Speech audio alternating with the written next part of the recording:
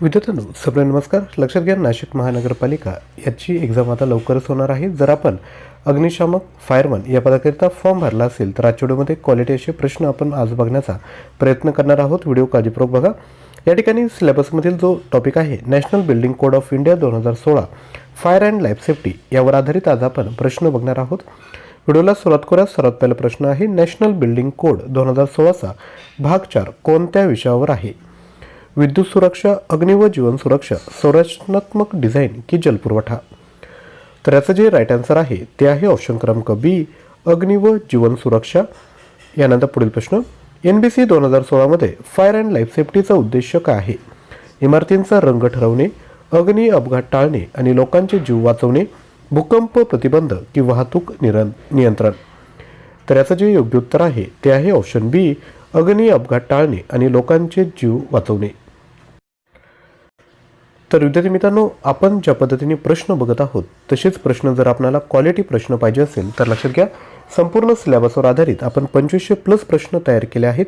50+ online taste आहेत आणि महत्त्वाचं संपूर्ण मटेरियल मराठी भाषेमध्ये उपलब्ध करून दिला आहे.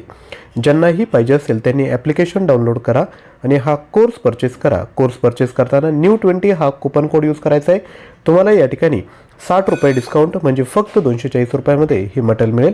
जर तुम्हाला व्हॉट्सॲपला PDF फाईल पाहिजे असेल तर विद्यार्थी मित्रांनो 93 56 25 60 37 यावर 250 रुपयाचं पेमेंट करा आणि स्क्रीनशॉट शेअर करा. तुम्हाला व्हॉट्सॲपला गुगल ड्राईव्ह ॲक्सेस प्रोव्हाइड केला जाईल, परंतु गुगल ड्राईव्ह ॲक्सेसच्या तुम्हाला प्रिंट काढता येत नाही, ही गोष्ट लक्षात ठेवायची. कमी वेळात चांगली तयारी करायची असेल तर लगेचच परचेस करा. 250 रुपये म्हणजे खूप कमी फी आहे, तर आजच विद्यार्थी मित्रांनो परचेस करायचं आहे.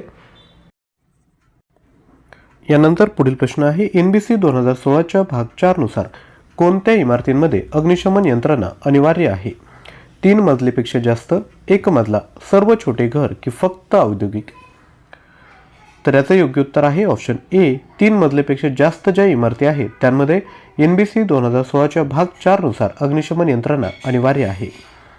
पुढील प्रश्न, अग्निशमनासाठी NBC मध्ये कोणता रंग वापरला जातो? लाल, निळा, पांढरा की हिरवा?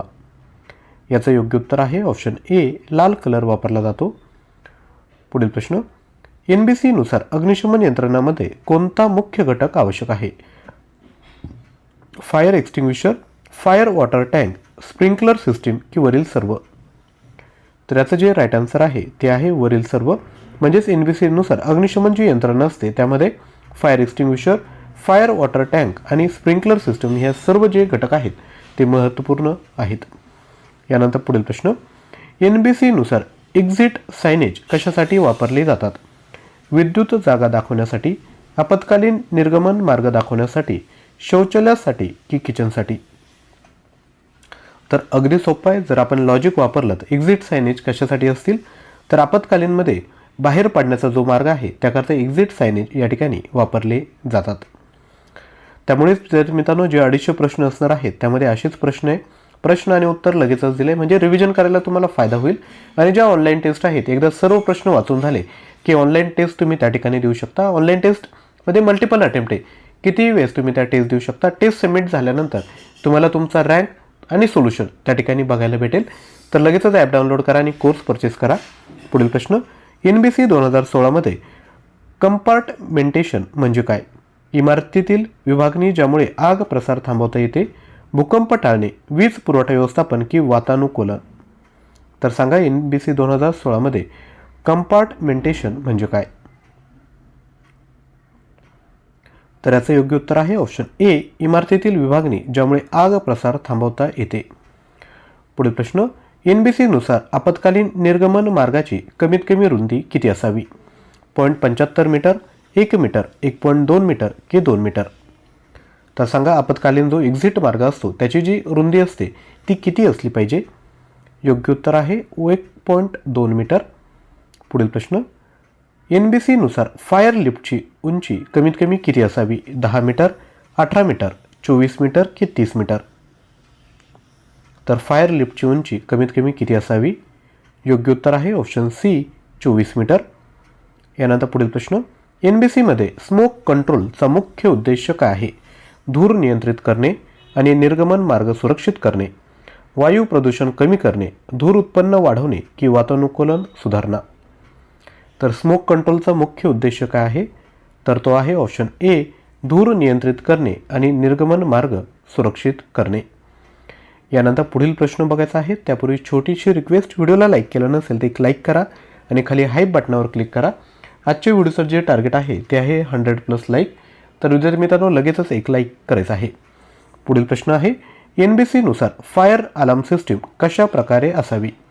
आवाज उठवणारी, प्रकाशमान असलेली, स्वयंचलित व मनुष्याकडून कार्यरत होणारी की फक्त हाताने चालवणारी. तर फायर अलार्म सिस्टीम कशी असली पाहिजे, स्वयंचलित आणि मनुष्याकडून कार्यरत होणारी, म्हणजेच ऑप्शन सी याचं योग्य उत्तर असेल. पुढील प्रश्न, NBCमध्ये फायर हायड्रंट सिस्टीम कुठे वापरली जाते. केवळ व्यावसायिक इमारतींमध्ये, सर्व मोठ्या इमारतींमध्ये, छोट्या घरांमध्ये की फक्त औद्योगिक क्षेत्रात. तर सांगा NBCमध्ये फायर हायड्रंट सिस्टीम कुठे वापरली जाते. योग्य उत्तर आहे ऑप्शन बी, सर्व मोठ्या इमारतींमध्ये. पुढील प्रश्न, NBC नुसार अग्नी सुरक्षा प्रशिक्षण कोणाला द्यावे.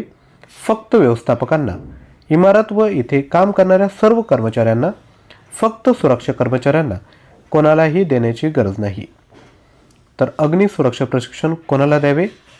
योग्य उत्तर आहे ऑप्शन बी, इमारत व इथे काम करणाऱ्या सर्व कर्मचाऱ्यांना. पुढील प्रश्न, NBCमध्ये आपत्कालीन प्रकाश व्यवस्था कशी असावी. उजळ आणि आपत्कालीन स्थितीत स्वयंचलित सुरू होणारी, फक्त दिवसा चालणारी, कमी प्रकाशाची की केवळ बाहेर असलेली. तर आपत्कालीन प्रकाश व्यवस्था कशी असली पाहिजे. योग्य उत्तर आहे ऑप्शन ए, उजळ आणि आपत्कालीन स्थितीत स्वयंचलित सुरू होणारी. पुढील प्रश्न, NBC नुसार कोणत्या इमारतीमध्ये ऑटोमॅटिक स्प्रिंकलर सिस्टीम अनिवार्य आहे. 3 मजले आणि त्यापेक्षा उंच, सर्व इमारती, फक्त औद्योगिक इमारती की केवळ रुग्णालय. तर ऑटोमॅटिक स्प्रिंकलर सिस्टीम कुठे अनिवार्य आहे, तर ते आहेत ऑप्शन ए, 3 मजले आणि त्यापेक्षा उंच. तर विद्यार्थी मित्रांनो, हे जे 27 टॉपिक आहेत त्यावर आधारित मी तुम्हाला 2500 प्रश्न देत आहोत मराठी भाषेमध्ये आणि संपूर्ण मटेरियल हे तुम्हाला PDF स्वरूपात असणार आहे. ज्यांनाही हवं असेल त्यांनी ॲप्लिकेशन डाउनलोड करून कोर्स परचेस करा किंवा व्हॉट्सॲपला गुगल ड्राईव्हचा ॲक्सेस पाहिजे असेल तर 93 56 25 60 37 यावर पेमेंट करून याच क्रमांकावर ₹250 स्क्रीनशॉट शेअर करायचा आहे. हे तर झालं टेक्निकलचं. नॉन टेक्निकल मटेरियल हवं असेल तर 19,000 प्रश्न, 300+ ऑनलाईन टेस्ट फक्त ₹400 मिळतं आहे. या ठिकाणी देखील ₹100 डिस्काउंट आहे. तुम्ही हा कोर्स परचेस करताना New20 हा कुपन कोड या ठिकाणी यूज करायचा आहे.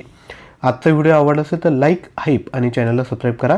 तसेच एक्झामचे अपडेट हवे असेल तर आपला जो व्हॉट्सॲप चॅनल आहे ज्ञानवंदन एज्युकेटर त्याला देखील जॉईन करू शकता. लिंक डिस्क्रिप्शन बॉक्समध्ये दिली आहे. थँक्यू.